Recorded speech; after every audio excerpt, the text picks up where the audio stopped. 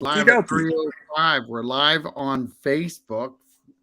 Um, Anybody out there is listening to us on Facebook, Twitter, YouTube. We'll be right with you in about 30 seconds. So we'll be live. We're live on Facebook. Yeah.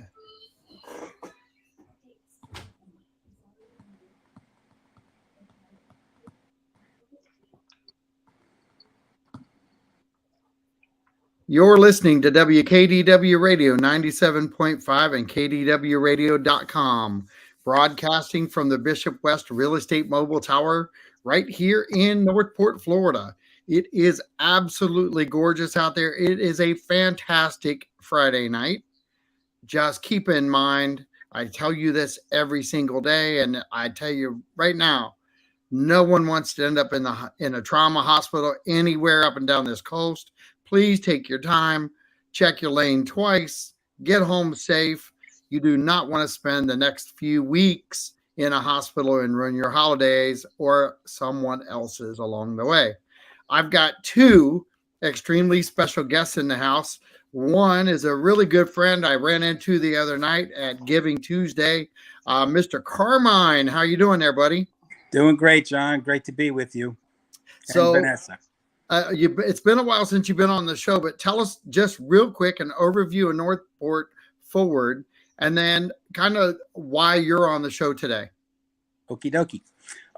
Northport Forward. We are a IRS designated 501c3 nonprofit community organization. We're incorporated in the state of Florida. Our mission is to shape the future of Northport.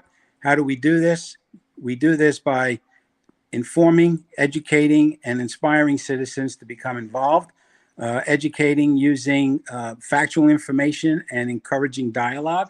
And this past year, we've gone out with the city manager, the district commissioner, along with a lot of the city manager's staff, and brought the city to the residents in different areas, in Island Walk, at the Shannon Staub Library, at the Jockey Club, and other locations throughout the city to hear how the city is being run, for the citizens to meet their commissioner and to meet the new city manager. Now, it's been now over a year since the city manager has been here. He's been doing a heck of a job, and the residents embraced both of them, and along with the staff and everything that was said. It was a great presentation on how the city is being managed, what the city is looking towards the future of the city, and it was well received by all of the residents. And you've done some amazing work there, drawing the whole city together. The mayor, not the mayor, I'm sorry, the mayor too, all the commissioners and our city manager came up with a line. What is that line for the city? It's a community of unity. And really, it's kind of like a driving for you and staff members at the city right now, isn't it? It certainly is. It's it's with everything going on in the world today, a lot of the bias, misinformation, disinformation. It's actually refreshing when we can come together as a community and look to make the city the best that it can be for all of us. And such things like tomorrow is the Poinsettia Parade. A lot of children will be there with their families and looking at all the different floats that everybody's worked so hard on. And it's just great to be a community. That's what we're about. So to have a slogan like that, it's important. And bringing the staff with the city manager and their district commissioner out to the public, like I said, it was greatly received. People flocked to shake the hands of the city manager, the city staff. They were taking pictures, selfies with the fire chief, with the police chief. It's great that everybody can get along like that. It's been too long, and like I said, with everything going on in the world and all of the politics that are going on, it's quite refreshing to see a community come together. Awesome.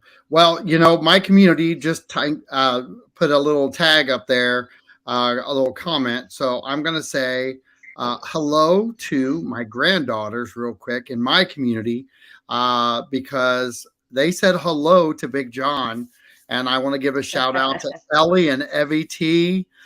Thank you for watching Big John on the Facebook, and I hope you enjoy the show. So a 4-year-old and a two-year-old are watching the show today.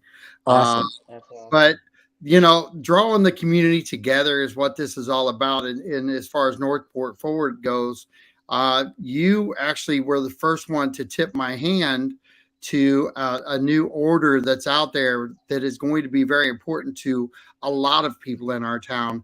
I'm going to go ahead and throw that order up. Would you like to go ahead and read that so people can understand what's going on? I certainly wouldn't mind doing that. And yes, basically, on 11/21, the city issued a FEMA 50% rule emergency order. Um, just want to let everybody know that on December 13th at 10 a.m. at a city commission meeting, this will be completely ratified. It's not right at the moment, but there is the order out there. And the bottom line, what it does is it helps provide relief to city residents who are struggling with the FEMA 50% rule. So the city has issued an emergency order temporarily waiving the 5-year cumulative substantial improvement requirement for certain single-family residential properties located within the AE flood zone that suffered damage from Hurricane Ian. So basically what this means is that the building division of the Department of Neighborhood Development Services will only be looking at the current costs to return those homes to a pre-Hurricane Ian condition when determining whether repairs to a home reach a 50% threshold. Now, this will enable many residents to repair their homes without being subject to FEMA's 5-year cumulative regulations. In simple terms, they're not looking back at any prior work that was done and counting that as part of the 50% plan. And also, Cape Coral is instituting the same emergency order. So it behooves the public who are in these flood zones that have had significant damage to their home to attend December 13th at 10 a.m. at the city center and, ask the questions through public comment, make public comment, and listen to, what this emergency order is all about. And they have several different ways of doing that. They don't necessarily have to attend the meeting in That, person, do they that anymore? is correct. You can do public comment online or again in person, or I believe you can also send an email to the city clerk. If you go on their website, I think you can see that. And also, I just want to let everybody know to be informed about this stuff.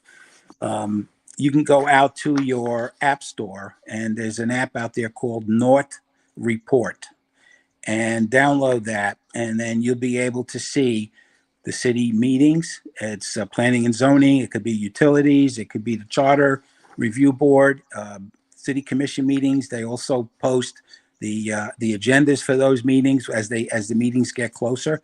And also you'll find this emergency order that you see up here among other city news under the section city news. And you scroll down and you'll see this emergency order for FEMA. And so it's a wealth of knowledge. It's a good idea for folks to download this and have this available. Get involved with your city, understand what's going on, especially during the emergency times of when we have hurricanes and stuff. So it's beneficial to all residents. And really being an information pusher like you are with Northport Forward, you're really just trying to get information on a real level playing field back to the citizens, correct? That is the whole intent of why I sent this to you, is to put this out on your call. I know you do Mondays and Fridays. Also, what we've done, we have a constant contact list, Northport Forward, of people who have requested emails and different notifications from Northport Forward, who also have attended our meet and mingles with the city manager. So we sent this information out to, I think it's roughly about 600 residents. So, looking to get the word out. This is good to help people. And that's kind of what Northport Forward is all about, right? Right. It's about getting factual information out there.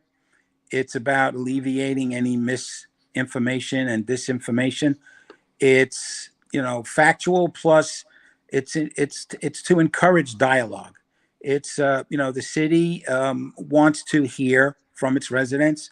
We all have a vested interest in making the city the best that it can be, so that we all, we live here. We want to be able to work here. That's another item down the road. But these are things that, getting involved is always a good thing. You understand where you're at, and you understand what is happening with the city. You understand why certain things are what they are, and it just makes life a lot easier. Absolutely. And I appreciate the short notice of being on the show. I really want to give you guys kudos because you're doing a great job, and citizens really need to be paying attention to Northport Forward because it is a great source to get your news of Northport along with the city website. And just a small tad bit of advice: when somebody's talking, validate before you spread the word. Just make sure it's accurate before you put it out there on Facebook and YouTube and Twitter. No better source than the horse's mouth. And truthfully, Northport Forward is not a place where you're going to go pick up bad news. You're going to pick up the news and the topics that you want to hear. So if you've got a topic that you want researched or gone over or included into what they do, please reach out to Northport Forward. They do a great job of getting you information straightforward and right about the topic. Is that pretty much on task there, Carmine?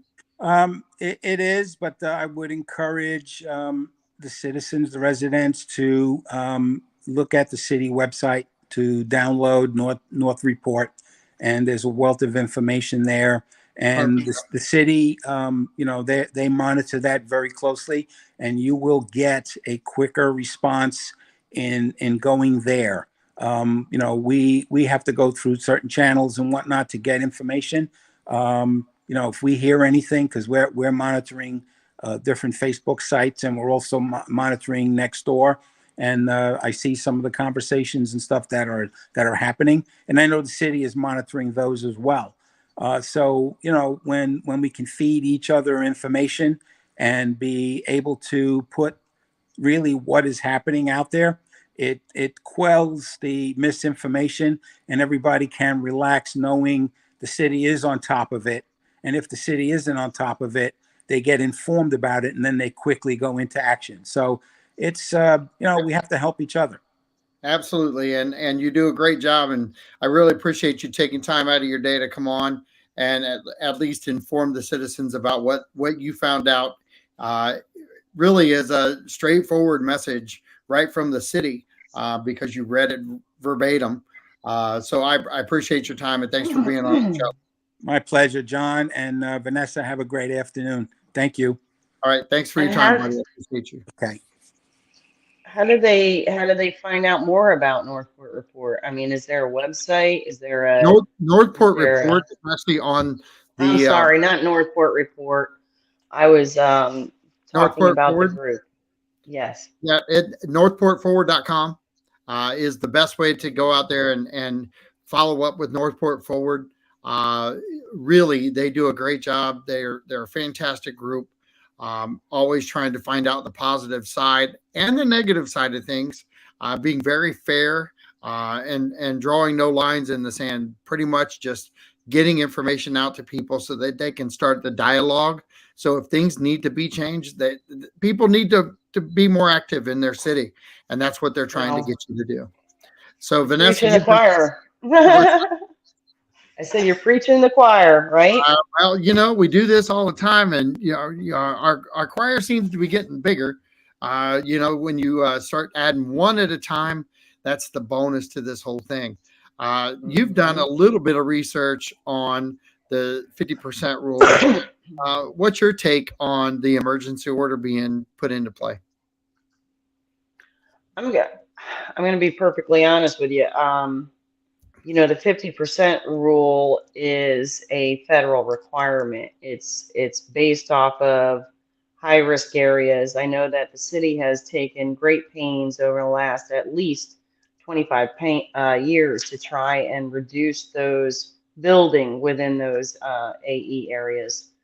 And the bigger problem is that AE areas were expanded upon just somewhere around the last 10, 15 years. And so those people who may have originally thought that they were okay, they were in an X area, now are in AE and may not even know it. So that is a problem.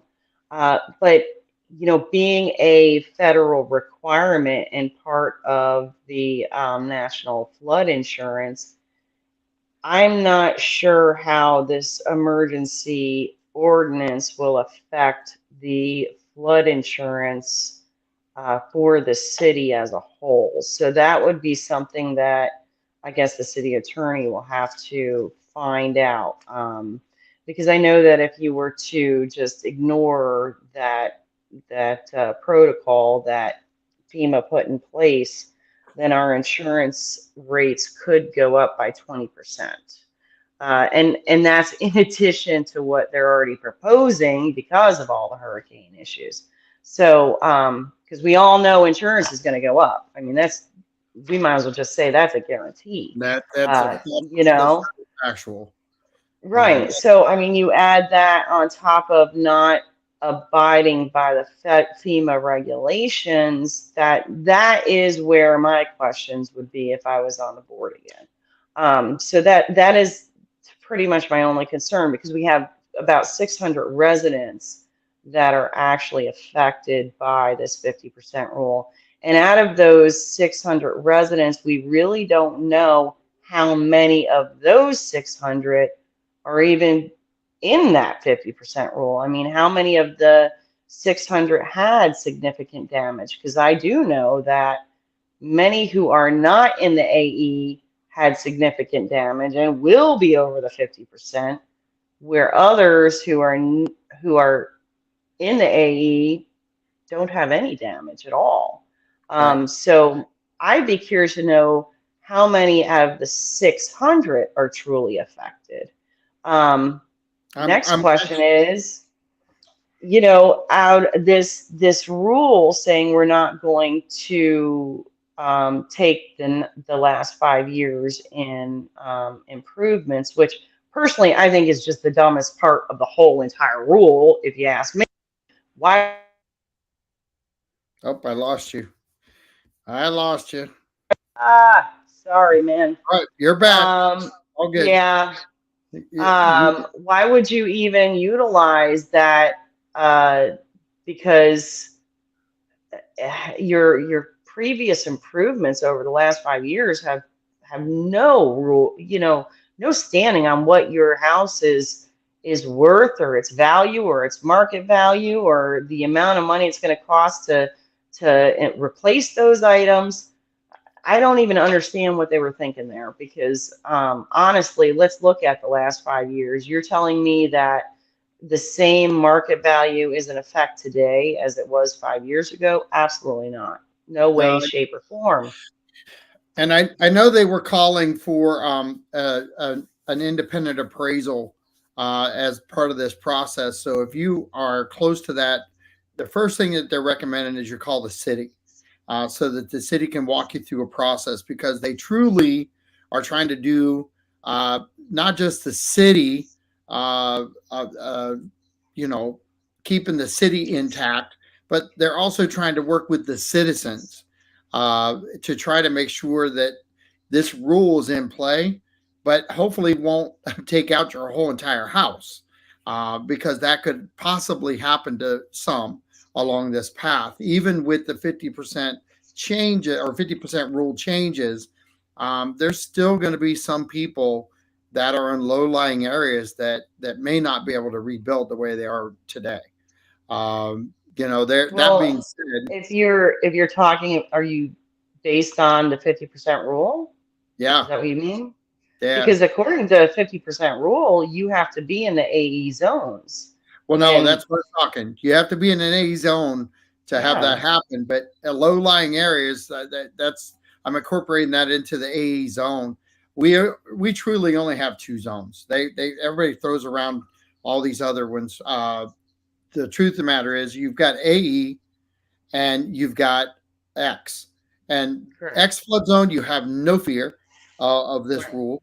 AE, my best guess is anybody in a flood zone. So let's play It's the essentially anyone in a floodplain. in So a if flood. you look at, So right, if so you if look you at look general at the development, way, if you look at our general development area over in the old section, that general development, even though those canals are lower, you're actually still in a flood in a lot of those areas. So you may not be in a flood zone across the street because you don't have a canal.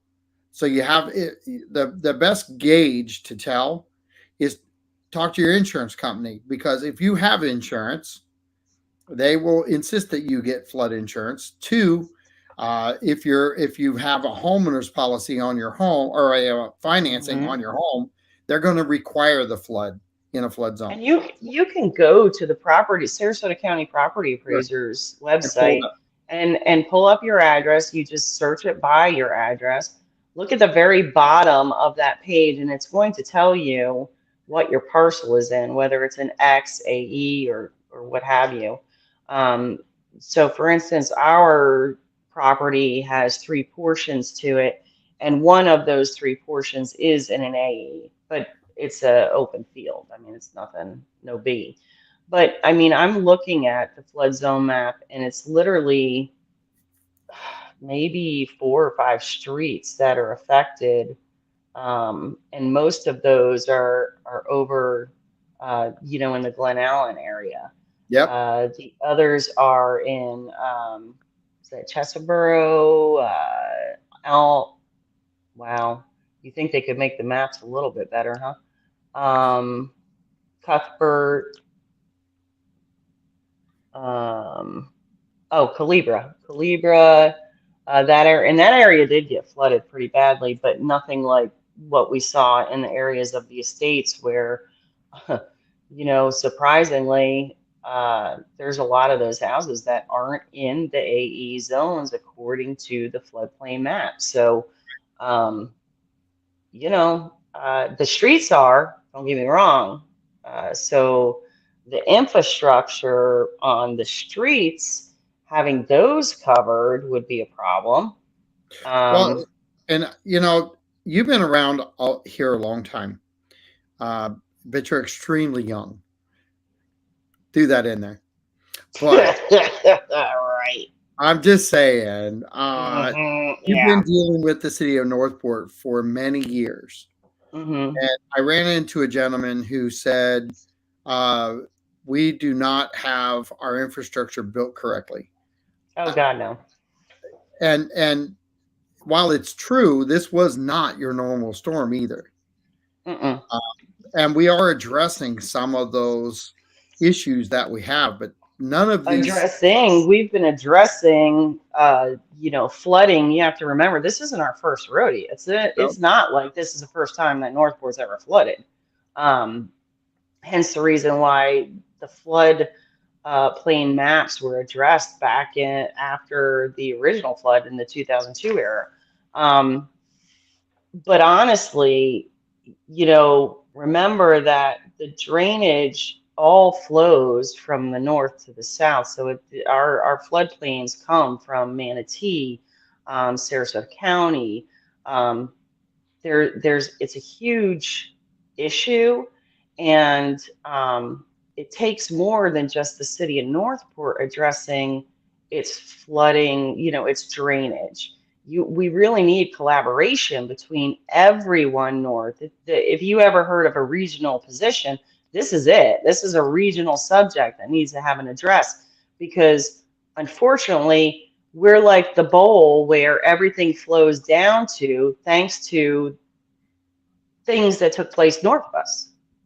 So, development that took place north of us that doesn't have the appropriate drainage ponds and retention now will flow to us. And it is nothing that the city of Northport did at all. So the city of Northport had a huge flooding type of study done in collaboration with the DEP, and it came up with some alternative ways to handle flooding in the future. But we're talking a 20-year program. I mean, it's not something that can be done overnight. Initially, they went through, they redid all of the gates, they've done improvements to a ton of infrastructures within the drainage facilities, um, within those weirs. And I have to tell you that in 2002, road and drainage was getting $49 a household. A household. $49. Can't do That was much it. with It was right. It was a flat fee. These guys were driving around in trucks with holes in the floorboards. I mean, it was atrocious what these people were working with. And to turn around and say that, the city's not doing uh is not, the city's responsible for this infrastructure issue, that's not true either. This infrastructure was in place back when general development started. So, when you're given a ball of crap to deal with, guess what? It's going to take a while to fix that. So I cannot blame road and drainage at this date, nor can I really blame it in the past, because you know what? They did the best they could with what they had. And honestly, that it needs to be addressed. I get that. But overall, they're doing a heck of a job. They really are. what is it going to take? And I say this openly. Um, what is it going to take to address this issue? Do you think? And Uh, do you Money. think, well, but do you think the federal dollars are going to step in here at any time? Hold on a second. Right. Sorry. So the biggest question is, and I think it is for the city of Northport, is are we going to get some help on the federal side to get these things cleaned up? I know we've got Price Boulevard stepping in. Price Boulevard being addressed is going to be a big issue, and really kind of clean some things up. And now it's going to be readdressed into a different fashion. But the question back to you is that do you think the federal dollars will step in and try to help us at this point? Seeing as that Ron DeSantis was actually here and saw the devastation. Well, you're talking about federal dollars. You're not talking about state dollars. And I'd stayed in Fed. How about that? Um, I think that there will be some help. I do, but there's been help. I don't want people to believe that there's never been help until now, until this. I can tell you that we've had a lot of help over the years from the state in upgrading our systems, and I am hopeful that the federal programs will now see that there is truly a need to help support those improvements. The state has always understood. I really can't say anything bad about that. But there's only so many dollars that can be spread so far. And I have a funny feeling that Fort Myers is really going to get a bulk of that money because Fort Myers Beach was devastated. I mean, that's my, I spent many a summers in Fort Myers Beach on Estero Island before it became this mega, population for all those wanting to come play. But I mean, to see the destruction that happened to that land is shocking, shocking. Compared to what we saw, 5, 6 feet of water, the massive wind damage. I mean, granted, we had 7 solid hours in that eye wall that nobody could have ever anticipated. And I pray to God we never see that again. But if you look at that mass amount of population and a large scale, that bird's eye view in Florida, you have to wonder how much money is really going to be able to be divvied up between the whole state, because that's how the state works, right? And then similarly, you have your federal government who's more concerned about wildfires in California. Anyways, that now let's look at it that bird's eye view and say, okay, how much is going to get divvied up to the state of Florida? So, am I hopeful? Yes. Realistically, we'll probably get a smaller proportionate share of it, considering what the effects were in a statewide level. I mean, that's just being honest. That's all right. Honest is the best way to go. But I want Yeah. I want to step back for a second, because we had a lot of people when there was a particular vehicle that was purchased uh, ask why it was needed, and that's the Yeah. amphibious vehicle that we have to clean our canals. Yeah. And you weren't you part of that whole process? Yeah. Yeah. Can you give an Thank God. overview of that? Well, you're talking about well, which one are you talking about? Because really the concern was with the police department's vehicle. That's the process I was part of. You're talking about the amphibious vehicle for road and drainage, which I believe took place after I left. Okay. But honestly, let's face it, we've had But didn't we, hold 1 second, didn't we use both of those vehicles, one prior to all absolutely. this, and then we also Oh, used the police vehicle during this situation to help rescue people? absolutely. Not only this one, but last year's flood in June. Not 2022, but 2021, when we had flooding take place out in the estates. Um, yeah, I mean that was used continuously. So it has definitely earned its money. Um, but let's face it, the top priority when it comes to drainage is you have to keep these drainage ditches, what we call R ditches, clear of debris.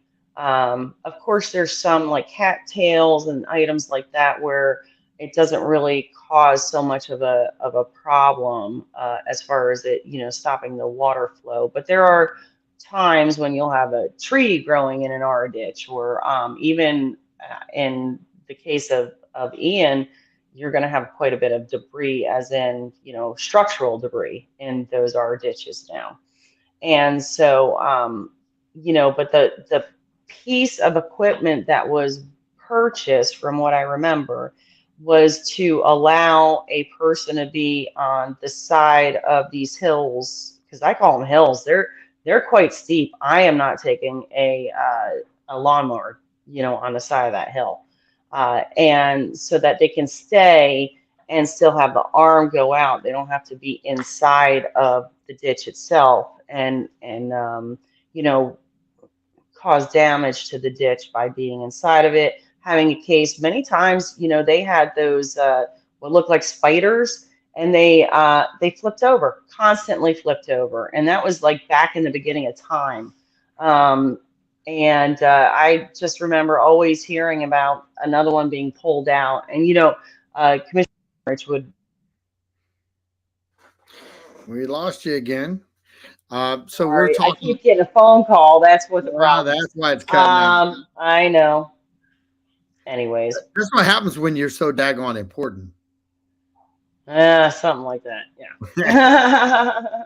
But so when you went through all of that as a commissioner, and this is just kind of like a warning for any future deals that are like that.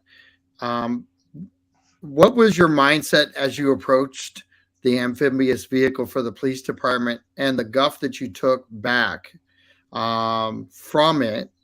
What would you say you learned from that whole process for anybody who may have to vote on something like that again in the future?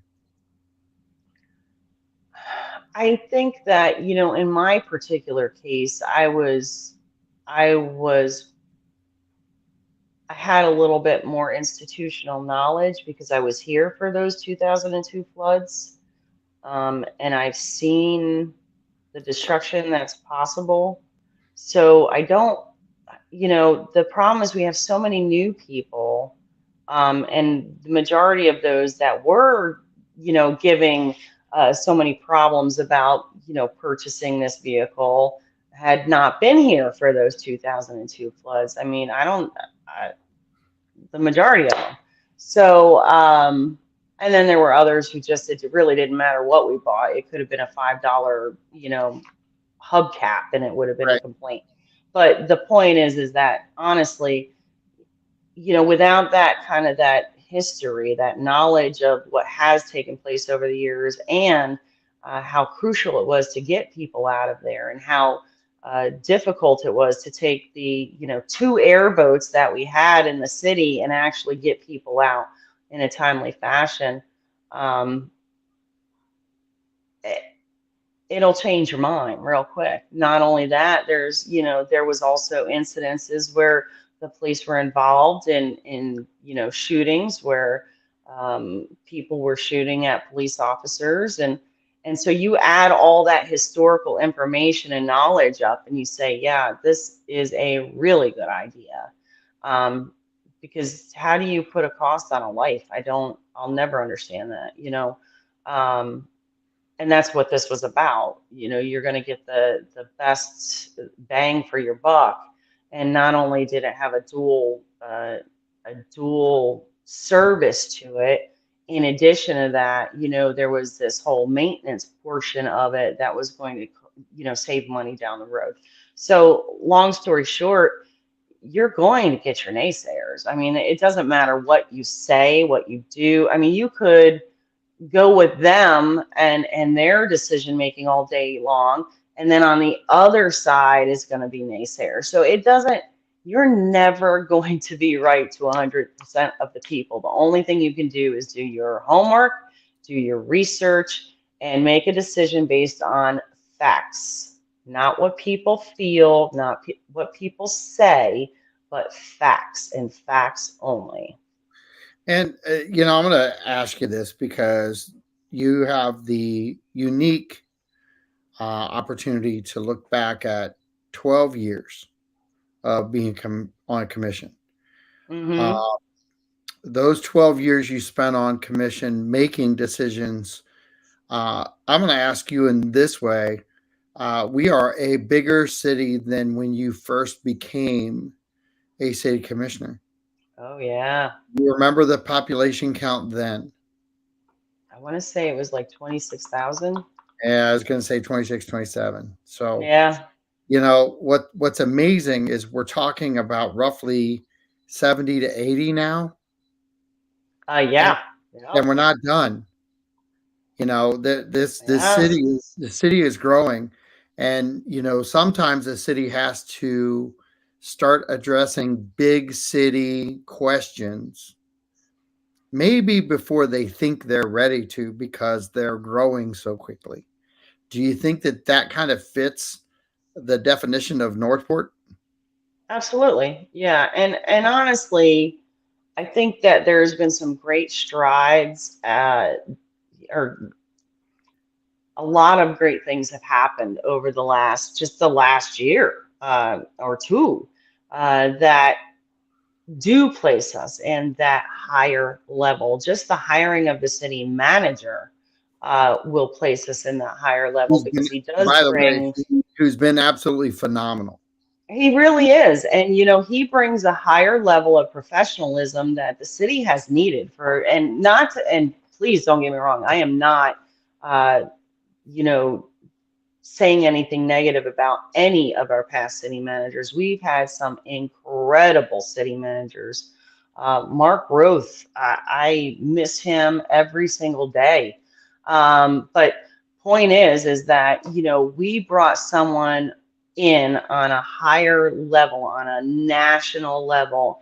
And I think that is going to create a level of professionalism. We've seen commissioners become elected that are at a higher level of professionalism. And again, I'm not saying anything negative about past commissioners. I'm part of them. But I think you're seeing a better quality. Now, granted, I still have an issue with having all retirees, because that's what's going to happen in the next 6 years. You'll have an entire board made up of retirees. But is that what our population is shifting to? So you have to kind of look at the two side by side. When I was elected, I was a working mom, and that's what the majority of our population was, my age and, with children. And so I represented something that was underrepresented for so many years because it was all retirees. Well, maybe we are shifting to the retiree phase where people are more likely to, not be working and not have children. And maybe that's some of the things we need to start addressing. Maybe this is, all kind of fluent as to what are, reflecting what it is that we do need. It's hard to say. You'd have to really check the data on that. But the point is that you do see, like I said, a higher level, a more professional, more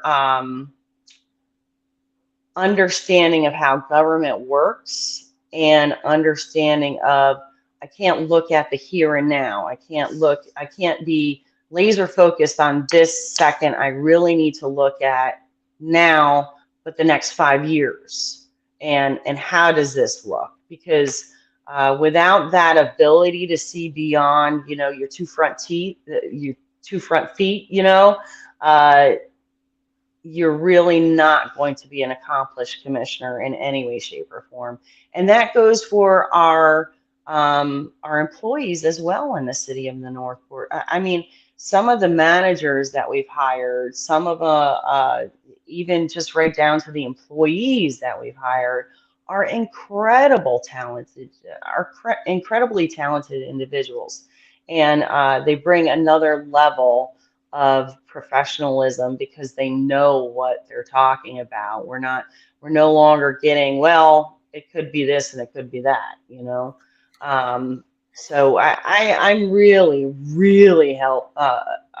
looking forward to the next 10 years here, because I think that you're going to see in a matter of probably 4 years just this shift from mid-grade to high level, and I think it's going to be really something to see. And how important do you think it is for citizens who are in a flood zone to engage in the meeting on December 13th at 10 a.m.? Well, they first of all they need to find out if they're in a flood zone and the AE zone specifically, Right. and you can do that by as Carmine said, you can download the Northport report, follow the link. You can also go to Sarasota County Property Appraisers, just, type like I said earlier, type your address in, look on the bottom. It'll say AEX, or it might have nothing in there. But I think that at any um, commission meeting that affects you or even doesn't affect you, it affects remember that this does affect us. It does. If I mean, let's face it, if whether you're part of that flood zone or if you're a general public getting flood insurance, this affects you. So get into that 10 a.m. meeting if you can, which again, 10 a.m. no one my age can get there. They're working. And you can also put in your public comment, but something about the public comment, I just want to make sure everyone understands there is a deadline. So if you're going to do it by email, both to the city clerk or within the context of the meeting itself, for public comment, there's a deadline, and it used to be that it was the day before at 5 p.m. you had to get that public comment in. I'm not sure if that's changed. I don't know if it's the same, but you really need to get that public comment in prior to the meeting, so know what you want to say. Now, if you're there live, that's a totally different story. You can put your public comment in at the beginning of the meeting. But and our mayor now does not play games. She is let's go. And I love it. You know me, I love that because it's let's get this done. This is a woman after my own heart, you know. And so I will tell you, she understands the sensitivity of the subject, but I can tell you there's not going to be any playing games. You know, yelling, screaming from the open gallery is not going to happen. You know, things are going to be done expeditiously, but yet professionally. And that's one of the great things. We've had some great leaders in this city. The uh, Mayor Emmerich, Mayor Langdon, the two of them are phenomenal individuals, just as humans. But they really did I mean, uh, Pete did a fantastic job as a mayor, and I tell him all the time he shocked me. But as far as you know, and I knew that Mayor Langdon would do a phenomenal job, and she's proving it. So I'm not worried about that at all. But honestly, if you want it, you know, my grandfather always said, you want to be part of the problem, you better be part of that process. So, or if you don't want to be part of the problem, you better be part of that process. And so being part of that process is either attending, putting in your 2 cents by public comment, watching the meeting, you know, doing the research, because within a week prior to that meeting, you're going to have your emergency ordinance online and what the staff says and any, you know, due diligence that they've done ahead of time. So those are all parts of making sure that you're an educated community, and educated communities make correct decisions when it comes to the voting booth. You know, I didn't prep you for this, but I'm going to ask you to talk a little bit about Fred Tower. Mm, mm. Yeah, not funny. No. I was in Tennessee when I found out about Fred, and he was an amazing individual. Man, him and I butt heads like you could not believe when we were on the commission together. But yet, when we were a team you couldn't really beat. I mean, Sumter Boulevard is a pure case of that. Um, Fred had started the work on discussions about that widening being covered by, you know, the state uh, funding. And then I just carried what he began over, and and then Commissioner Garofalo carried it from there, because remember, it was done in like 3 phases. Right. So he was just the sweetest guy you ever want to meet. He really was, and his wife is just amazing. She and my daughter were like best buds at many of her retreats and stuff, and they'd go out shopping while him and I were stuck doing work. But he was my very first treasurer in my city race. That's how far back we go. Um, he was with me when we went and did the hospital deal, and you know, and took our trip to Tallahassee. Um, he really had this unbelievable love for the city and its people, and he was also the type of person that no matter how much you threw at him, he never let it affect him. He just wouldn't. He just, yeah, you can talk about me all you want, it just doesn't affect me. Um, it was a different time though. You know, back then it was easier to not let things affect you. They weren't so vile as they are today. And they weren't But plastered all over social media back then. we didn't have social media. You got that right. I mean, geez, anyone that had social media was MySpace, and you couldn't do that kind of stuff. But he was just amazing. He really was, and to hear about that loss was pretty shocking to me. But um, if you had asked him about how he felt in life, I would guarantee you that he felt complete and whole. Um, Lydia was the love of his life. He could not love that woman anymore. Um, and I think he was happy where he was. I gotta believe that too. Him and Jim Blucher were quite the team together, and I know that Jim's got to feel like there's a golf partner lost, and a best friend lost out there, and so I wanted to at least give you a chance, because you have had ties with so many of the commissioners. And Yeah. they're not. He's not. He's just the recent one who passed.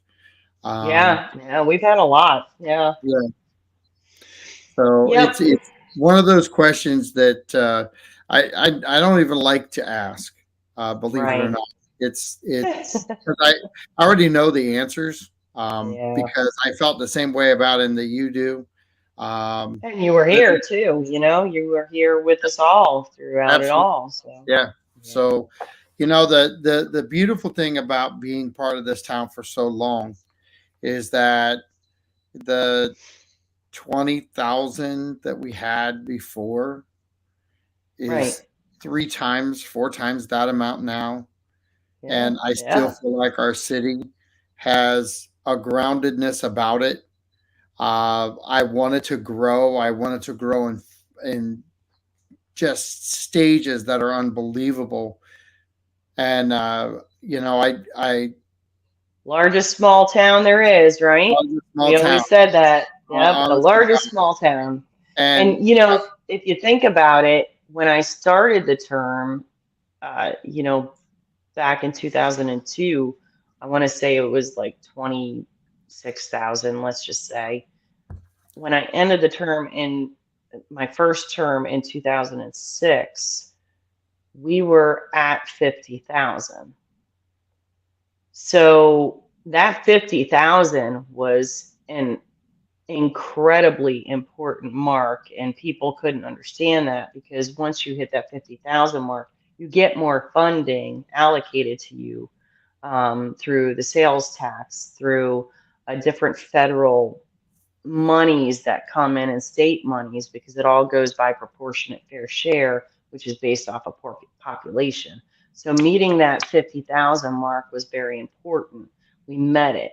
Now there's another, step that you have to get to, which I believe is like the 75,000 or it's the 100,000, I'm not sure, where you get a more proportionate fair share. So population, while it can cause a problem, it does, that's the plus side, is that the more population you have, the more proportionate fair share you have, and then that relieves the amount of tax burden to those who reside here. And it's kind of similar with commercial property. And so, I think it's important for people to understand that. And but if you think about it, like I said, 25, 50. I left and I want to say we were knocking on 60,000 and then come back and we're at almost 80,000. It's like, we've just jumped consistently and constantly. And I'd like to think that we really did it in a in a growth manner that prevented things like what our discussion was today, buildings in floodplains. 600 people or 600 residents out of a population of 80,000. Think about that for a minute. That's that's huge. yeah, You it is. know, It that's is. huge. And we've only got a minute left, but highlight again, what people can do that are in a flood zone now, that want to get the information from the city directly, and that date and everything's right there on the screen with you. So if you need to use Well, that. first and foremost, I think that if you find out that you're in a floodplain and you don't want to wait until December 18th, you can always call the building department. Call the building department, email the building department. I can tell you that Applegate is an amazing person and he's doing an incredible job at the building department. I love him. Always loved him. But I think that the building department is always open and welcome to answer your questions about that specifically. In addition, you can contact your insurance agent, like you said.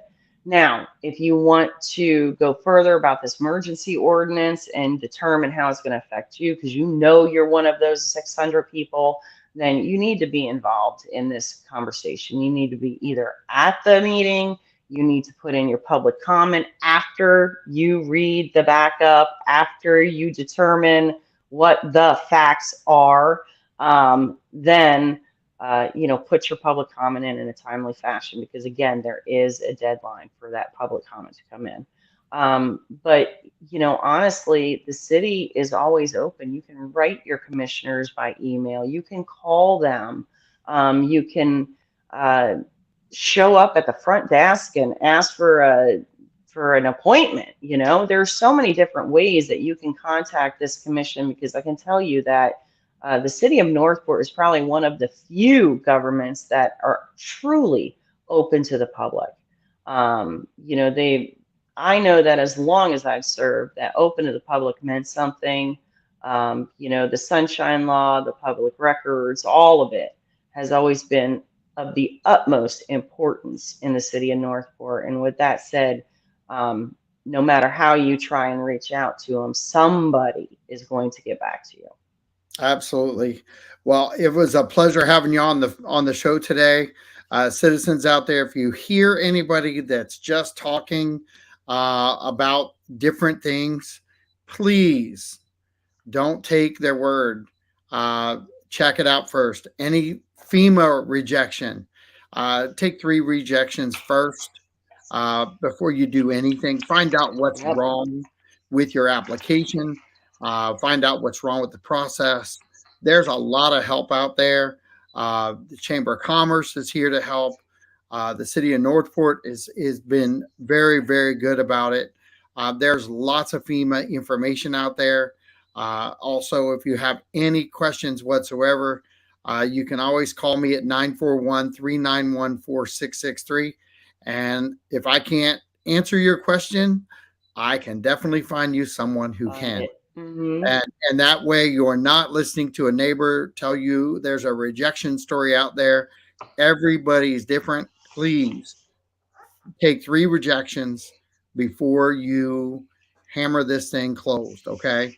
So that's my tidbit of information for y'all.